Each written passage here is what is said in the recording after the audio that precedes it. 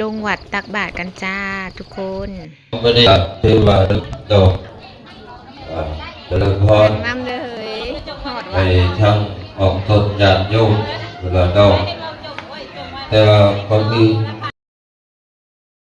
พุทธังนาสิปุสยามาเยมินาสังกาเลนะ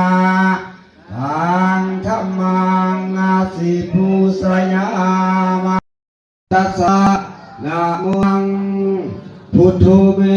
กังสิเลกังปฏิโยเตตัสสะปินะวะพวกข้าวก็ทอดนี่นะคนไม่ร้ายกันไม่ร้ายทีตักแกดูไปลงบังเอวังเววะอิโตตินังเปตานังอุปกัปปติสิตังวัสิตังตุมังอิปาเมวะสเมสันโตสัพเพปุเรนโตสังกาวาจันดอก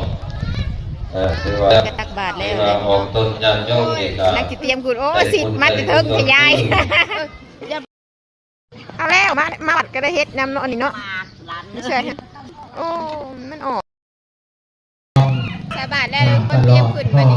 เตรียมขึ้นเท้ามาให้ไปนะอาจารย์กำลังใส่บาตรคนก็เริ่มขึ้นลายฝากกดไลค์กดแชร์กดติดตามในเด้อทุกคน